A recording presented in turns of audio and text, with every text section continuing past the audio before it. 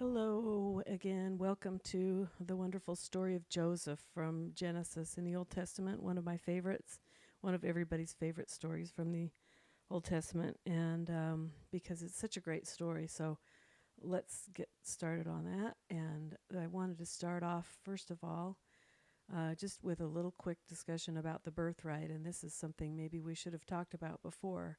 The birthright was the way that fathers inheritance was distributed to his children, and it was given to each son. Not any of the daughters, but the sons would receive a part of it, but a double share was given to the firstborn son in order for him to take care of the mother and any daughters who didn't get married. And the daughters, of course, were just cared for by their husbands. Um, Also, an important part of it through the line of Abraham was that this was how the um, priesthood authority was given. So it was the patriarchal line, the patriarch being the father. So the firstborn became the father of all of the rest of their posterity, spiritually speaking. But in Abraham's case, his firstborn son was Ishmael. Ishmael, however, did not receive the birthright, and that was because his mother was not the first wife, and it's the firstborn son of the first wife. And also, Hagar was not a wife, technically, she was a concubine. So Isaac is the promised son, as we know, who was given the birthright. Then Isaac's firstborn son was Esau, even though Jacob and Esau were twins. Um, Esau forfeited the right to his birthright by marrying out of the covenant and being disobedient to the laws. So it was passed on to Jacob, who later became Israel. And as we know, Israel's first wife was Leah. So his firstborn son through Leah was Reuben. Reuben also became unworthy of the birthright because he slept with his stepmother, I guess it would be Bilhah, Abraham's wife or concubine. That disqualified him. So we would think maybe that it would go next to Simeon, who would be the second son of the first wife. However, that is not how it works. It then goes to the first son of the second wife, and the second wife was Rachel. So even though Joseph was the 11th son, and all of those others were quite a bit older than him, Joseph was the recipient of the birthright. And he was also righteous and was able to be worthy of passing that priesthood on. Joseph then passed it on. He was prepared to pass on the birthright to his firstborn, who was Manasseh, and for reasons that the scripture doesn't explain, but Israel was given the knowledge that it should not go to Manasseh, but that it should go to the secondborn, who was Ephraim. So the priesthood lineage, which is not just the blessing, but also the great responsibility, goes through back to Joseph through the line of Ephraim. So we'll talk about that a little bit later. So now on to the coat of many colors, and you might recognize that this is Lisa's handsome son, Zach, who played Joseph in a play here in Orem. And we love this whole play. We love the story. We love the beautiful idea of this coat and how much Joseph loved his oldest son, and the idea that he loved Joseph more than his other sons seems very unfair. But if we understand it through the birthright, it doesn't necessarily mean that he loved him more, but he was more blessed or was favored as the holder of the birthright. However, that didn't sit well with his brothers.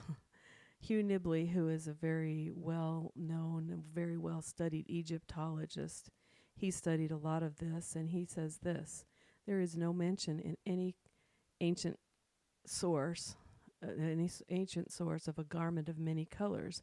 That's an invention of modern editors trying to explain it. It was the garment of the priesthood. You have to think about when Adam and Eve were cast out of the Garden of Eden, that the Lord clothed them, and we talked about that he provided a covering for them. it was the garment, and the garment was then handed down to the each of the patriarchs as it went down the line as a symbol of the priesthood. So he says, no wonder they were jealous of him, they being the elder brothers, and he the younger in the patriarchal line, coming down from Abraham. This garment had belonged to Abraham and had come down to Joseph instead of to the other brethren.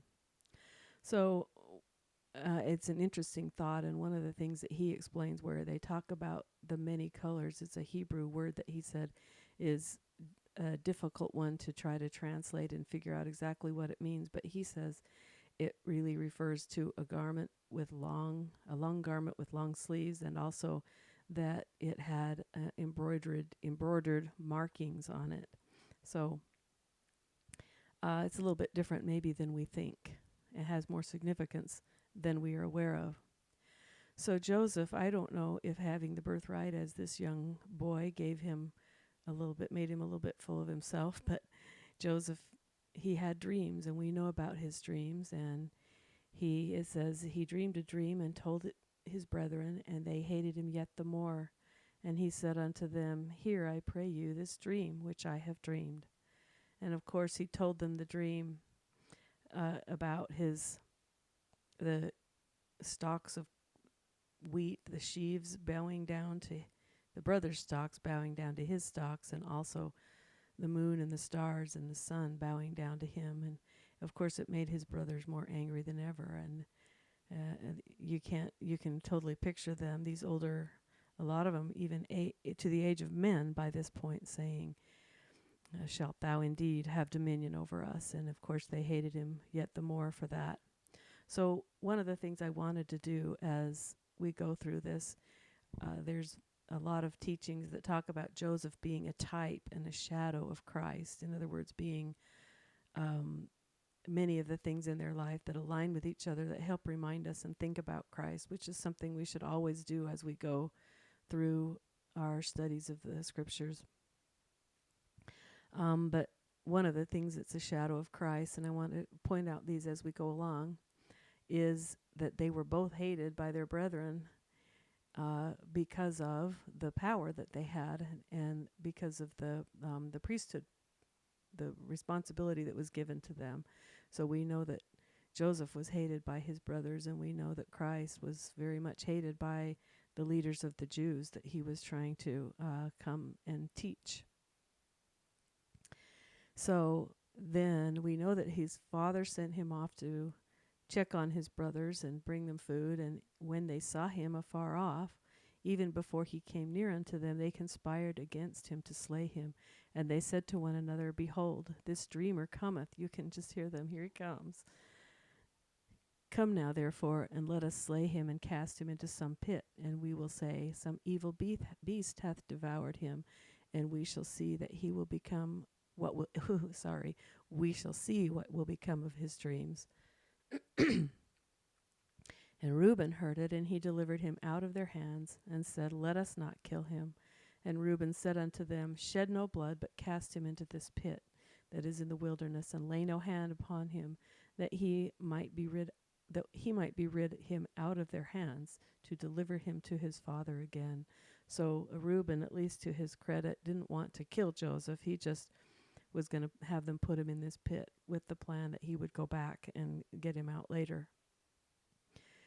And of course it didn't work out that way. And Judah, being maybe a little more opportunistic, he says unto his brethren, what profit is it if we slay our brother and conceal his blood? Come and let us sell him to the Ishmaelites, and let not our hand be upon him, for he is our brother and our flesh. And his brethren were content. Then there passed by Midianites, merchantmen, and they drew and lifted up Joseph out of the pit, and sold Joseph to the Ishmaelites for 20 pieces of silver. And they brought Joseph into Egypt. So I think we could maybe give Judah just a little bit of credit for not wanting to kill Joseph. However, he was more than willing to profit by betraying and selling him as a slave. So we have another shadow of Christ here, in that Judah was willing to betray Jesus. And an interesting little side note to that is that the name Judah is the Hebrew version of the Greek word Judas. So they both happen to have the same name. They both happen to betray or sail their victim. And the other thing about that is that 20 pieces of silver was at that time the price of a slave, whereas at Christ's time, 30, I guess inflation had gone up. 30 pieces was the price of the slave, but they were both sold for the price of a slave, which is the lowest of low. And then they took Joseph's coat and killed a kid of the goats and dipped the coat in the blood. And they sent the coat of many colors, and they brought it to their father and said, "This we have found. Know now whether it be thy son's coat or no." And he knew it, and said, "It is my son's coat. An evil beast hath devoured him. Joseph is without doubt rent in pieces." And Jacob rent his clothes, and put sackcloth upon his loins, and mourned for his son many days. It would be interesting at this point, if we had more time, to go into the idea of the meaning of rending clothes and putting on sackcloth and ashes, but it was a biblical way of mourning, and it took place for over the space of many days as they were grieving. But we can imagine the great loss that Jacob felt to see his son that he loved, and the one really righteous son, the holder of the priesthood power in their family, be killed. So Joseph ends up in Egypt, and he is sold into the house of a man named Potiphar, as you know. And the Lord was with Joseph, and he was a prosperous man, and he was in the house of his master, the Egyptian. And his master saw that the Lord was with him, and that the Lord made all that he did to prosper in his hand. And Joseph found grace in his sight, and he served him, and he made him overseer over his house and all that he had put into his hand.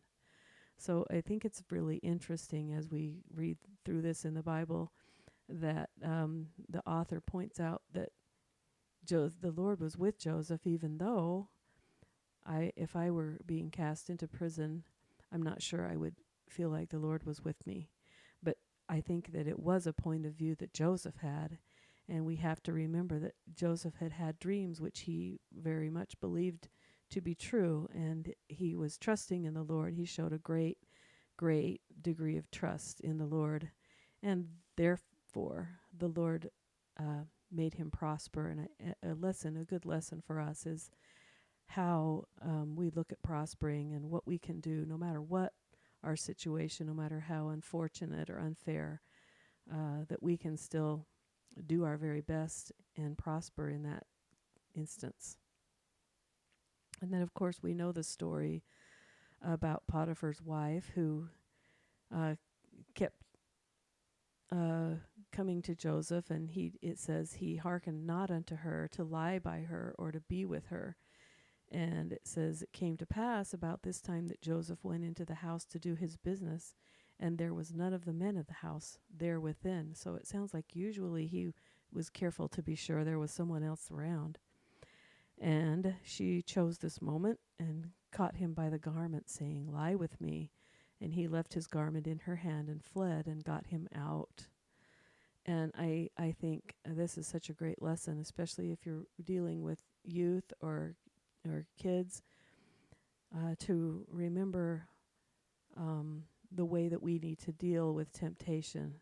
If we entertain it even to the least degree, I mean, he could have maybe indulged a little bit and, had a little bit of fun with her, or maybe he could have kept it secret, but he knew better, and he got out of there. So another shadow of Christ.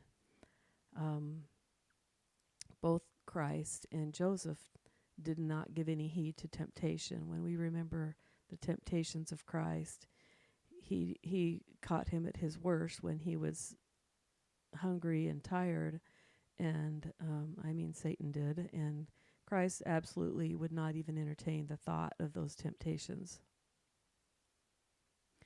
So Joseph, of course, was tossed into prison, And here we get to see Zach, who has been working out as the prisoner in Egypt.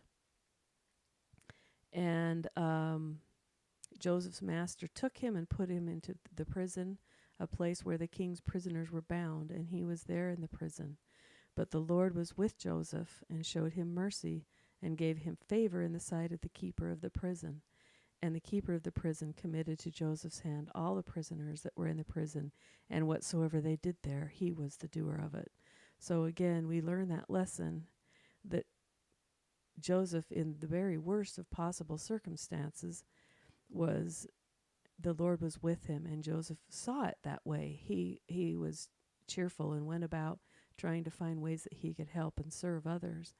And we know that two of the people that he served were the Pharaoh's butler or the cupbearer and the baker. And he came across them, and they were obviously upset. And he said, "What is the problem?" And we know that they told him about their dreams. So and Joseph here's obviously has some experience with dreams, but he also recognizes that he has a gift. So he asks them to tell him about the dream. The chief butler told his dream to Joseph and said to him, "In my dream, behold, a vine was before me, and in the vine were 3 branches, and it was as though it budded, and her blossoms shot forth, and the clusters thereof brought forth ripe grapes. And Pharaoh's cup was in my hand, and I took the grapes and pressed them into Pharaoh's cup, and I gave the cup into Pharaoh's hand." And as we know, Joseph told him that those 3 vines meant 3 days, and that after 3 days he would be taken and restored back to his responsibilities in Pharaoh's house, which was a great relief to the butler to hear that. So then, of course, the chief baker was a little encouraged, and when the chief baker saw that the interpretation was good, he said unto Joseph, "I also was in my dream, and behold, I had 3 white baskets on my head, and in the uppermost basket there was all manner of baked meats for Pharaoh, and the birds did eat them out of the basket upon my head." And we know, of course, that the news for the baker was not as good as it was for the butler. And he was told that he was going to be hung after 3 days. So the Pharaoh came and had those 2 prisoners taken out, and he restored the chief butler to his butlership again, and he gave the cup into Pharaoh's hand, but he hanged the chief baker as Joseph had interpreted to them. So it was verified that Joseph knew what he was doing. And then, of course, yet the chief butler did not remember Joseph, but forgot him. I like the word forgot. I think I need to start using that more often. And it came to pass that at the end of 2 full years, I've highlighted that because we know Joseph was in prison for some time before he met the butler and the baker. But we also know that there was 2 full years after the butler was out of the prison before Joseph was redeemed. So you think of a prison now and a crime that someone might be sent to prison for and how long they might spend. Joseph suffered for a long time in very unfortunate circumstances, yet staying faithful and cheerful as much as he possibly could.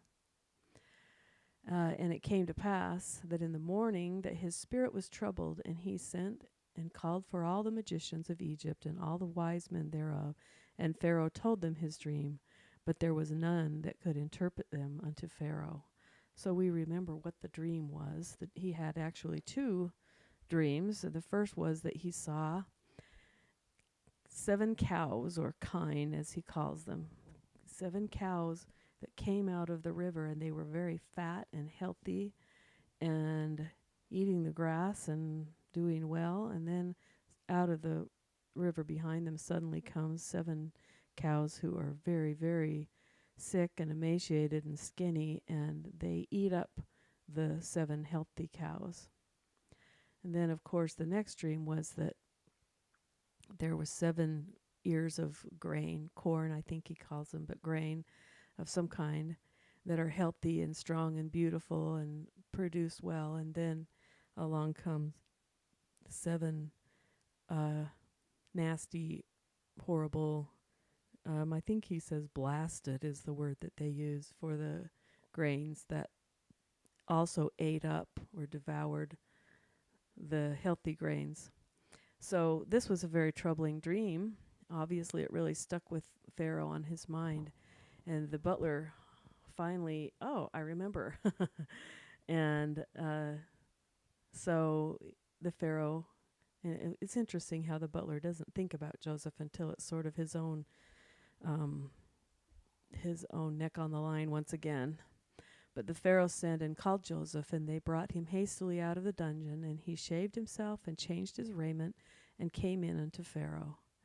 And Pharaoh said unto Joseph, I have dreamed a dream, and there is none that can interpret it, and I have heard say of thee that thou canst understand a dream to interpret it. And Joseph answered Pharaoh, saying, It is not in me. God shall give Pharaoh an answer of peace. And this part that, again, that I've highlighted in blue, I think is very significant and tells us a lot about Joseph. Joseph knew from whence his gifts were given. He knew that it was not his power, but that God had given him a gift. And I think all along Joseph is trusting in God and knowing that God will, from one way or another, grant his own dream, Joseph's dream, that it will somehow or other come true for him. And I think that gives him a lot of strength and a lot of hope. So after telling him the interpretation of the dream, that there was going to be 7 years of plenty and then 7 years of famine in the land of Egypt, then he says to the Pharaoh, Now therefore let Pharaoh look out a man discreet and wise, and set him over the land of Egypt, and let them gather all the food of those years, good years that come, and lay up corn under the hand of Pharaoh, and let them keep food in the cities. And that food shall be for store to the land against the 7 years of famine, which shall be in the land of Egypt, that the land perish not through the famine. So this is another very, very good little bit of advice for us. We've all been very blessed to live in times of plenty, and if we were smart enough to look back on the history of the world, we would see every civilization has its rise and it has its fall, and we would be doing our very best to store not just food, but spiritual preparedness, mental things that will help us to be mentally strong, be able to endure those famines of different kinds that will come upon us. It's a lesson, a very good lesson to learn from Joseph. So the Pharaoh was, it says a lot for Pharaoh that he was willing to listen to what Joseph had to say and trust in him. And Pharaoh said unto his servants, Can we find such a one as this, a man in whom the Spirit of God is? And Pharaoh said unto Joseph, Forasmuch as God hath showed thee all this, there is none so discreet and wise as thou art. Thou shalt be over my house, and according to thy word shall all my people be ruled. Only in the throne will I be greater than you. And one of the things that speaks the best about the Pharaoh is that he recognizes in Joseph the Spirit of God, and is looking for the guidance of God in guiding the affairs of their country.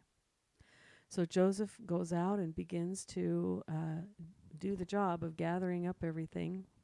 And Joseph was 30 years old when he stood before Pharaoh, king of Egypt. If you use that to calculate, we can sort of figure how long Joseph was, approximately how long Joseph was in prison. But we don't need to do that now. And Joseph went out from the presence of Pharaoh and went throughout all the land of Egypt.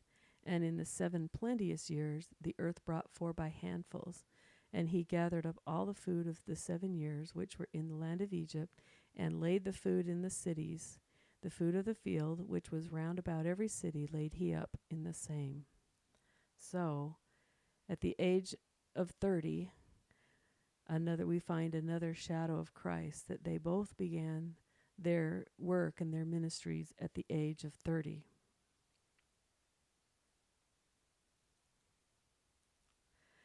And then Pharaoh gave Joseph the daughter. This is Potiphar, not the same uh, person that he was a slave to, but another woman. And there's stories in the Apocrypha about her that we won't go into. But he was given this wife. I'll just say quickly that some of the apocryphal stories tell that her name Asenath was also of Hebrew descent. So I don't know. We don't know about that. But anyway, he was given to Joseph for his wife, and they had two sons. And I like the names, the meaning of the names, where he calls the first one Manasseh, and he says, "For God hath made me forget all my toil and all my father's house." So he's able to have gratitude that all of those horrible things of the past are behind him. When he talks about all my father's house, I have to wonder if he's also referring to all of the sins that were committed against him when he was back with his brothers. And then the second one he called Ephraim, for God hath caused me to be fruitful in the land of my affliction. So Egypt is the land of his affliction, and all of the time he's spent there have been nothing but bad, even though he's made the best of it. And at this time, he finds himself in such a good position and so very grateful for what he's been blessed with, for these two sons. So the famine spreads out, and when they run out or the famine begins after the years of plenty, and when all the land of Egypt was famished, the people cried to Pharaoh for bread. And Pharaoh said unto all the Egyptians, Go unto Joseph, for what he saith to you, do. So Joseph's prediction is starting to come to pass. And the famine spreads, and it was over all the face of the earth, meaning this goes back to what I talked about, the face of the earth when we talked about Noah, all the face of the known area where they lived, not necessarily the entire world. And Joseph opened all the storehouses and sold unto the Egyptians, and the famine waxed sore in the land of Egypt. Well, it also waxed strong in the land of Canaan. And eventually they heard that there was food available to be bought in Egypt. So Israel asks his sons to go down to Egypt and get some food for their families. And the sons of Israel came to buy corn among those that came, for the famine was in the land of Canaan.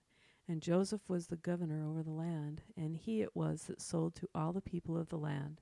And Joseph's brethren came and bowed them down themselves before him with their faces to the earth. And Joseph saw his brethren, and he knew them, but he made himself strange unto them, and spake roughly unto them. And he said unto them, Whence come ye? And they said, From the land of Canaan, to buy food. Now we have to ask ourselves a little bit, why did Joseph decide he needed to do this? Why did he treat them poorly? It's not too hard to come up with some ideas. In the first place, last time he saw them, they were not very nice to him. Is Joseph out for retribution here, or is it possible that he is just trying to test and make sure, maybe even the idea that he's safe to trust in them again? Either way, he decided he needed to give them a little test before he just gave them what they wanted. So he says to them, and there I had another slide that I removed because this was getting so long, but he said, "You're spies," and they said, "No, we're not spies. We're all the sons of one man, and we're not spies." And he said, "Hereby shall ye be proved. By the life of Pharaoh, ye shall go forth hence. Ye shall not go forth hence, except your youngest brother come hither." And of course, he had asked them about their situation, and they had told him they had another brother, Benjamin. "Send one of you, and let him fetch your brother, and ye shall be kept in prison, that your words may be proved, whether there be any truth in you, or else by the life of Pharaoh, surely ye are spies." And at this point, they are talking amongst themselves and said to one another, "We are verily guilty concerning our brother, in that we saw the anguish of his soul when he besought us, and we would not hear. Therefore is this distress come upon us." And Reuben answered them, saying, "Spake I not unto you, saying, Do not sin against the child? And ye would not hear. Therefore, behold, also his blood is required." Two interesting things about this. I love how Reuben is like, "It's not my fault, it's yours." But I also find it very interesting that after all of these years have gone by, they didn't know this was Joseph that they were talking to. But the first thing they think about is, this is why we're having all these troubles, all our sorrows, and it's a retribution because we sold our brother away. And of course, this really hit home to Joseph when he heard it. And they knew not that Joseph understood them, for he spake unto them by an interpreter. And he turned himself about from them and wept, and returned to them again, and communed with them, and took from them Simeon, and bound him before their eyes. So poor Joseph, he's having a really hard time not saying anything, but he wants to keep this up and as a test for his brothers. And so instead of keeping all of them and sending one back, he decides to keep just one of them, Simeon, and send the rest of them back. So they do go back, and they talk to Jacob, and Jacob is like, "What? You're not taking Benjamin now." And they're explaining to Jacob, saying, "The Lord of the country, said unto us, Hereby shall I know that ye are true men. Leave one of your brethren here with me, and take food for the famine of your households, and be gone. And bring your youngest brother unto me. Then shall I know that ye are no spies, but that ye are true men. So I will deliver you your brother, and ye shall traffic in the land." I love the thought of how much Joseph wanted to be able to see his brother Benjamin, because of all the brothers that were probably never mean to him, was his little baby brother Benjamin, and I can see why he would so badly want to see him. But Jacob, their father, said unto them, "Me ye have bereaved of my children. Joseph is not, and Simeon is not, and ye will take Benjamin away. All these things are against me." And he said, "My son shall not go down with you, for his brother is dead, and he is left alone. If mischief befall him by the way in which ye go, then shall ye bring down my gray hairs with sorrow to the grave." So poor Israel, he was not about to see his next most beloved son be sent down and killed. And obviously he loved all of his sons, because he was bereaved for Simeon as well. So some time goes by, and they're starving. And they approach Israel again, and this time it's Judah that goes to his father and said unto Israel his father, "Send the lad with me, and we will arise and go, that we may live and not die, both we and thou, and also our little ones. I will be surety for him, for of my hand shalt thou require of him. If I bring him not unto thee, and set him before thee, then let me bear the blame forever." And of course I've highlighted that because maybe Judah is just possibly starting to grow up a little bit and taking on some more responsibility. And maybe he feels a certain amount of guilt, knowing in his heart of hearts that he is the one, in a way, responsible for the loss of Joseph. And all of them at this point do assume that they will never see Joseph again. So it's as good as if they had killed him.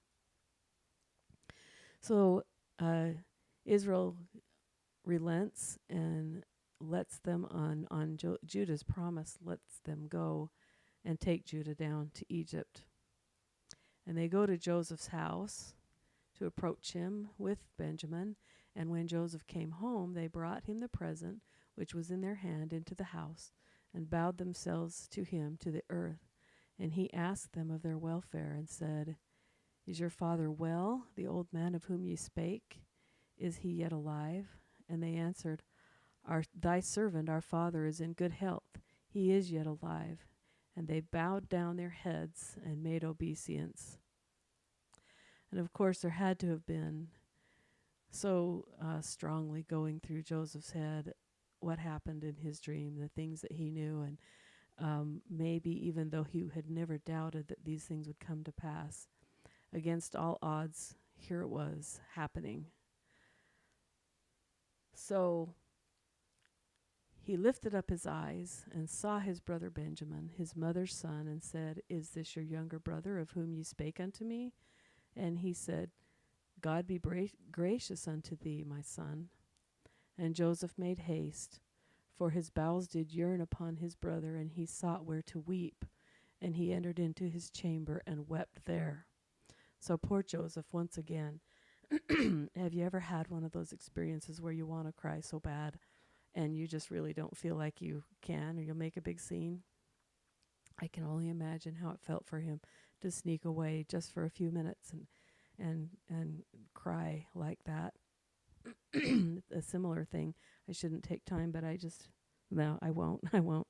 I was going to tell you a little story, but I won't. So Joseph's next idea, he wanted to see his father, of course. And he commanded the steward of his house, saying, Fill the men's sacks with food as much as they can carry, and put every man's money in his sack, and put my cup, the silver cup, in the sack's mouth of the youngest, and his corn money. And he did according to the word that Joseph had spoken. So we have to give a nod to Donny Osmond here. He must have worked out a lot to get himself ready for that role. So they send him off. And of course, as soon as they get a little ways out from the city, he sends his troops after them. And the troops catch up with them, and they say, Our master said that his silver cup is gone, and one of you stole it. How could you, after all he's done for you, how could you do this to him? And then they speedily took down every man his sack to the ground, and opened every man his sack. And he searched, and began at the eldest, and left at the youngest. And the cup was found in Benjamin's sack. Then they rent their clothes, and laded every man his ass, and returned to the city. For the amount of rending they do to their clothes, I hope they have a fairly large wardrobe. So they got there, and of course it was awful. They were beside themselves. What were they going to do? And all of them probably saying, Who did that? Who put that in there? Benjamin, you couldn't possibly have done that. Could you? And Judah at this point knows that he has made that promise with his father, feeling the great, great burden of that. And Judah said, What shall we say unto my Lord? What shall we speak, or how shall we clear ourselves? God hath found out the iniquity of thy servants. Behold, we are my Lord's servants, both we and he also with whom the cup is found. And he, Joseph, said, God forbid that I should do so, but the man in whose hand the cup is found, he shall be my servant. And as for you, get you up in peace unto your father. So of course he is proposing that he would keep just Benjamin, because Benjamin was the thief of the cup. And that, of course, sets all of them in terror after all the trouble they went to try to get Israel to let Benjamin come. So Judah says, Now therefore, when I come to thy servant, my father, and the lad be not with us, seeing that his life is bound up in the lad's life, it shall come to pass, when he seeth that the lad is not with us, that he will die. And thy servant shall bring down the gray hairs of thy servant our father with sorrow to the grave. Now therefore I pray thee, let thy servant abide instead of the lad, a bondman to my Lord, and let the lad go up to his brethren. So Joseph was able to see, and we are able to see, the maturity of Judah and his willingness to sacrifice himself to truly make good on what he had promised for the sake of Israel and for the sake of Benjamin. And it was maybe just a little too much for Joseph to take at that time and keep up the charade. So then Joseph could not refrain himself before all of them that stood by, and he cried, "Cause every man to go out from me." And there stood no man with him, while Joseph made himself known unto his brethren. And he wept aloud, and the Egyptians in the house of Pharaoh heard. And Joseph said unto his brethren, I am Joseph. Doth my father yet live? And his brethren could not answer him, for they were troubled at his presence. Imagine what it felt like for those brothers, like, what? You are who? And Joseph said unto his brethren, Come near to me, I pray you. And they came near, and he said, I am Joseph, your brother, whom ye sold into Egypt. Now therefore, this most amazing part, be not grieved, nor angry with yourselves that ye sold me hither, for God did send me before you to preserve life. Whatever anger or bitterness or vindictiveness Joseph had felt when he first saw his brethren, had obviously been wiped away at this point, and Joseph's true strength of character shows in this after all he had been through. And we find another shadow of Christ in this. The fact that they attempted to destroy Joseph was the very thing that brought about the salvation of their family. The attempt to destroy Christ by sacrificing him, crucifying him on a cross, was the very event that brought about the resurrection and was the salvation of all of humankind. And this is probably the most powerful and moving shadow of Christ that, to me, that I can think of. And God sent me before you to preserve you a posterity in the earth and to save your lives by a great deliverance. So now it was not you that sent me hither, but God. And he made me a father to Pharaoh, and the Lord of all his house, and a ruler throughout all the land of Egypt. Haste ye, and go up to my father, and say unto him, Thus saith thy son Joseph, God hath made me Lord of all Egypt. Come down unto me, tarry not. So another little shadow or type of Christ. As he says up here in the blue part, God sent me before you to preserve you a posterity and to save your lives by a great deliverance. God sent Jesus to save us and to deliver us. Joseph was a great deliverer of the house of Israel. Christ is the deliverer of all of us. And then this part, of course, they went up. I can only begin to imagine what it was like for Israel to be told that Joseph was still alive, and his great sorrow of all these years to be turned suddenly into great joy. And they brought Israel, and the Pharaoh had him send all these wagons and said, don't bother to bring your stuff. We have plenty. You have everything you could need here.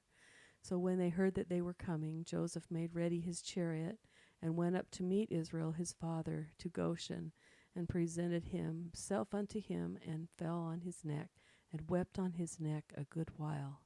And Israel said unto Joseph, Now let me die, since I have seen thy face, because thou art yet alive. What a it almost makes me want to cry when I think of the tears of Joseph after all that he had been through, and the tears of Israel for them to be reunited. And I suppose we could add another shadow of Christ when we picture what it was like after our Father, having seen his Son suffer so very much, to welcome him back into the kingdom of heaven at the time of his resurrection. So Joseph bought all the land of Egypt for Pharaoh, and for the Egyptians sold every man his field, because the famine prevailed over them. So the land became Pharaoh's. So what happened was that the people, as they became more and more desperate for food, they were willing to sell not only their lands to the Pharaoh, but they sold themselves as slaves to Pharaoh. And Pharaoh became the most powerful man in all of that area, because the people were so desperate for food, everything became Pharaoh's, and this was all accomplished under Joseph's hand. Then Joseph said unto the people, Behold, I have bought you this day, and your land for Pharaoh. Lo, here is seed for you, and ye shall sow the land.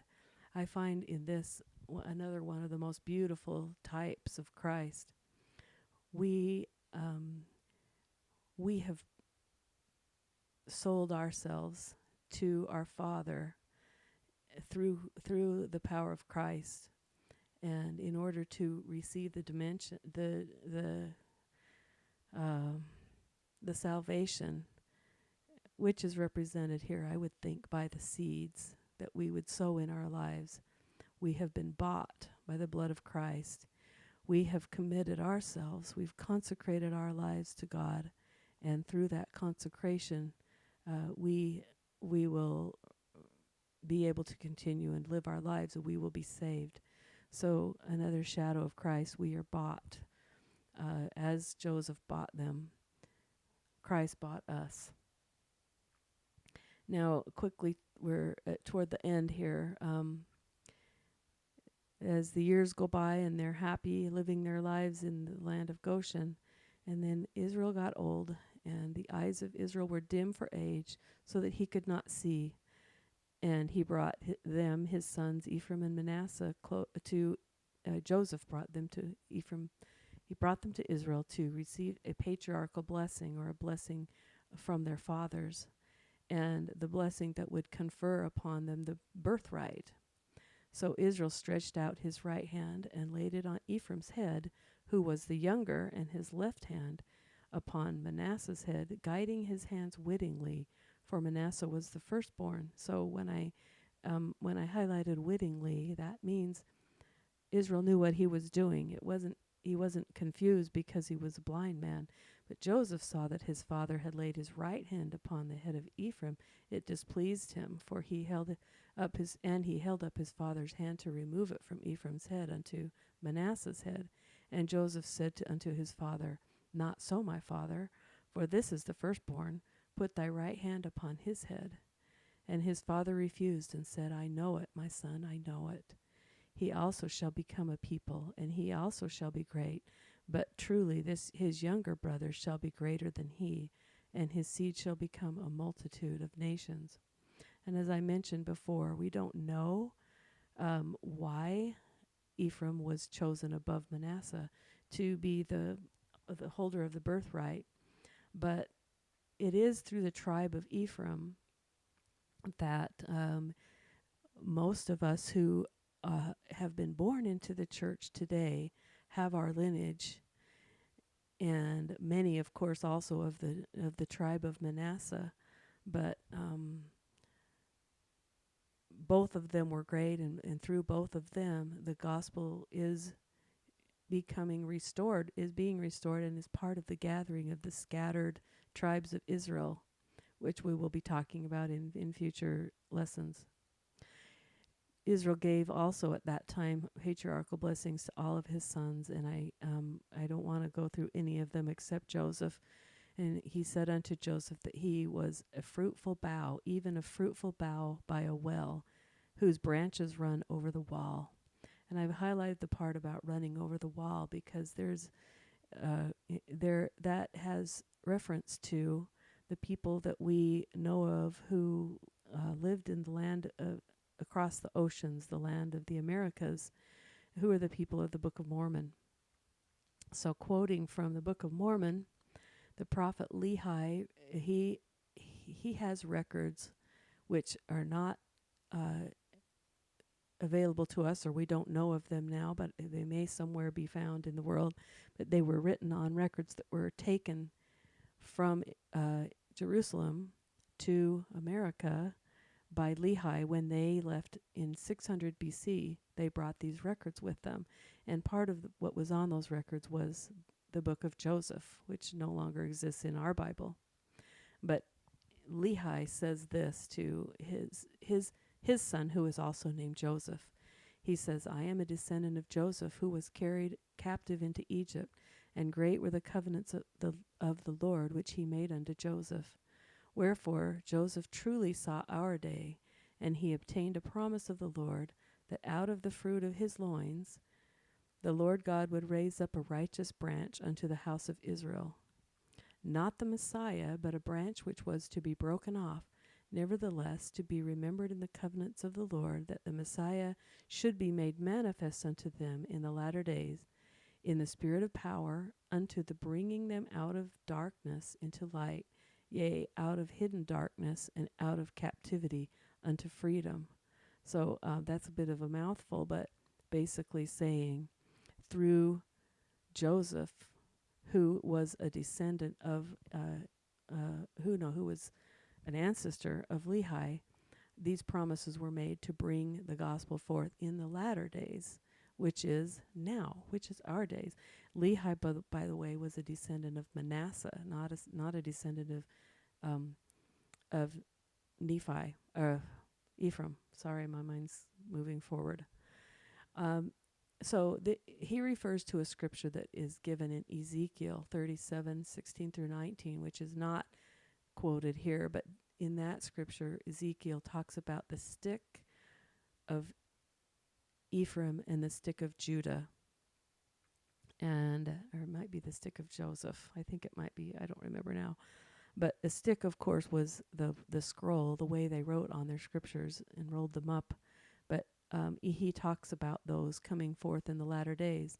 And in Nephi, again, in the book of Nephi, again, it's Lehi quoting from Joseph, but he says, "A seer will I raise up out of the fruit of thy loins, and unto him will I give power to bring forth my word unto the seed of thy loins.